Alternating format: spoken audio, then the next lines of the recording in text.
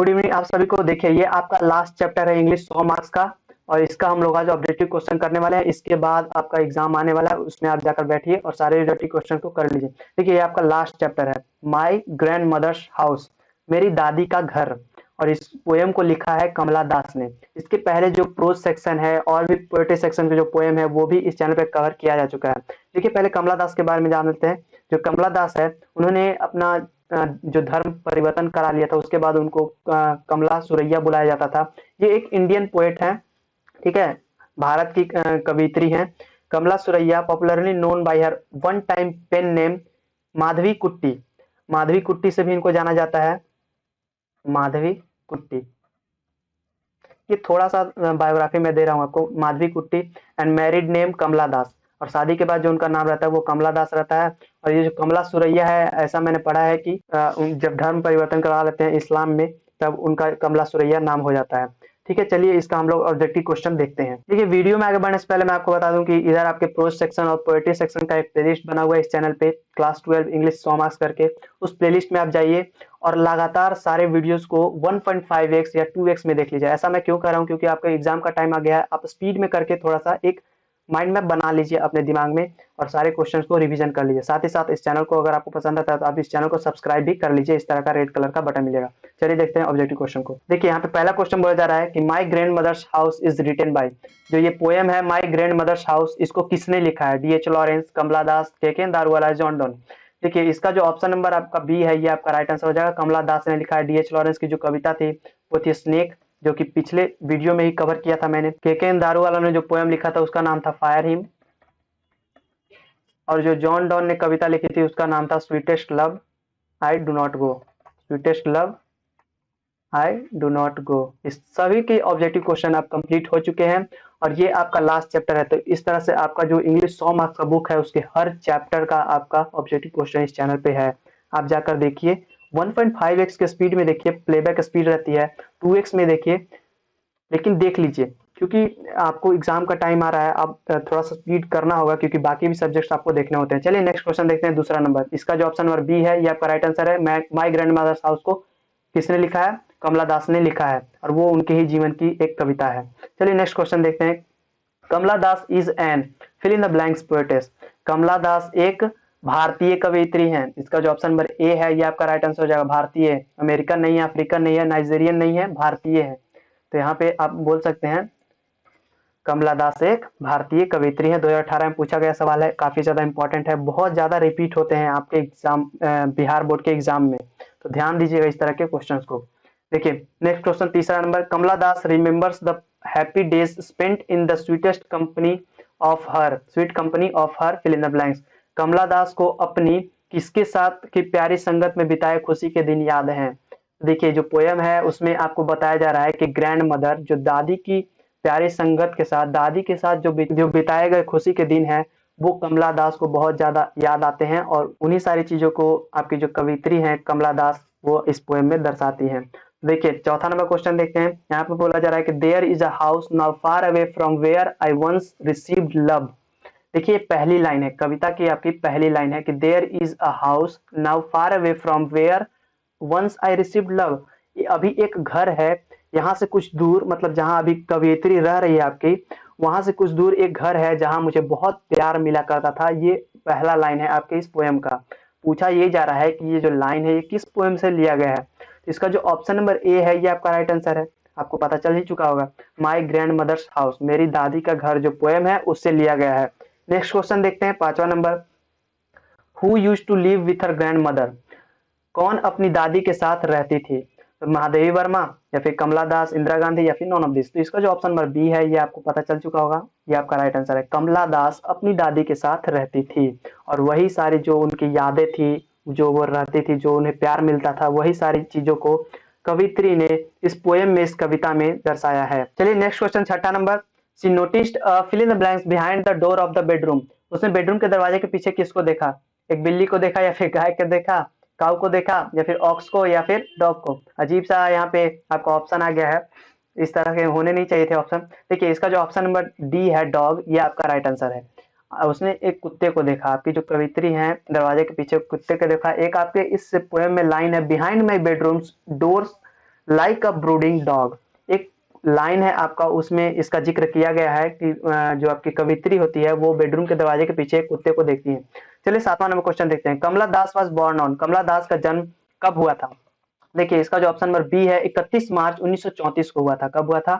31 of March 1934, 31 of March 1934 को उनका जन्म हुआ था, कमला दास का जन्म हुआ था। और देखिए आपके बुक में नहीं दिया हुआ है लेकिन एक इंटरेस्टिंग डेट है, 31 ऑफ मई 2009 को उनकी मृत्यु हो गई थी। 31 मार्च को उनका जन्म हुआ था, 31 मई को उनकी मृत्यु हो गई थी।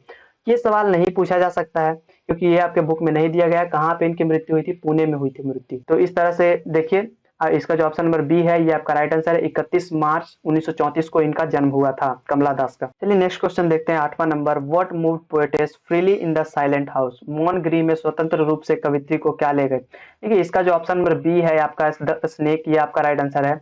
स्नेक जो होते हैं वो घर में किताबें रखी हुई होती हैं, उसमें घूम रहे होते हैं, जिसके कारण कवित्री थोड़ा सा डर भी जाती है और धीरे धीरे उस घर में चलती है, ऐसा कुछ बताया गया है आपके पोएम में। आप पोएम पढ़िएगा आपको समझ में आ जाएगा। ओके नेक्स्ट क्वेश्चन देखते हैं। 9th नंबर बोला जा रहा है कि Kamala Das poetess and short story writer have earned a respectable place in both English and fill in the blanks.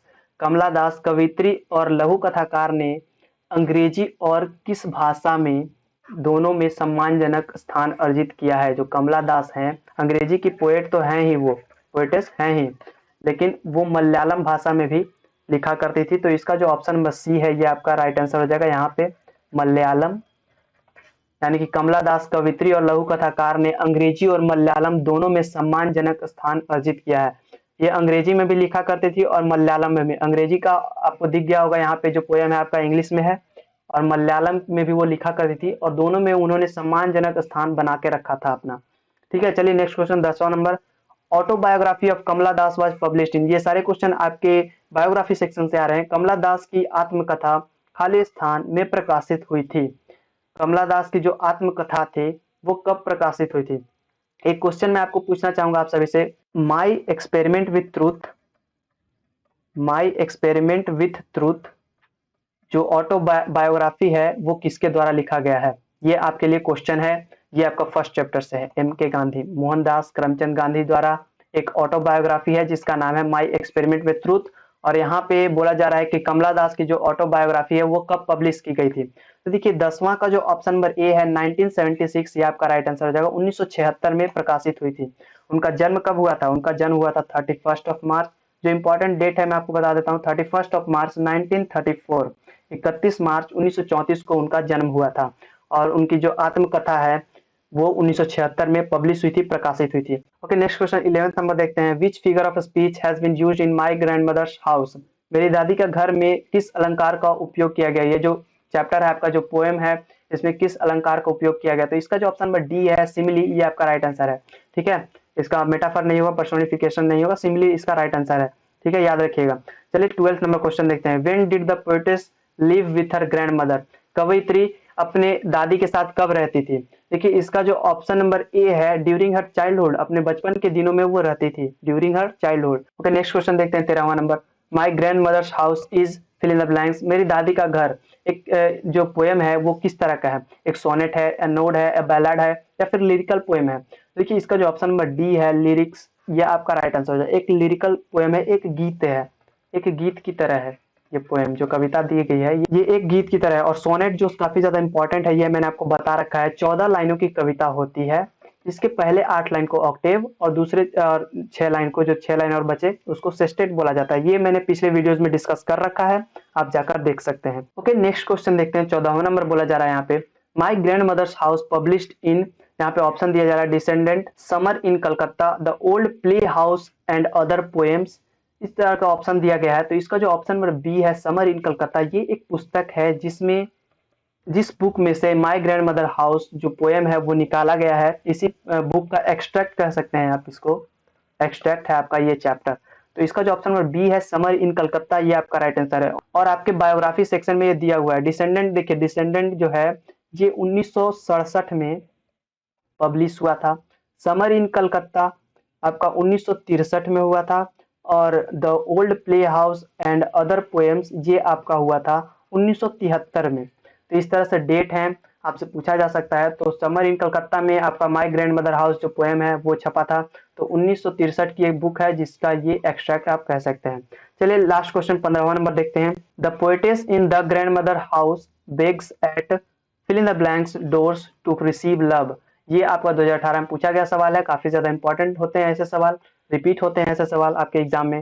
देखिए, प्रेम को प्राप्त करने के लिए मेरी दादी का घर में, जो मेरी दादी का घर जो कविता है, जो गीत है, उसमें कवयित्री किनके दरवाजों पर भीख मांगती है प्रेम के लिए, प्रेम की भूखी है। और अब जो पहले उसको दादी से प्रेम मिलता था, अब वो किनके दरवाजे पर जाकर प्रेम पा रही है?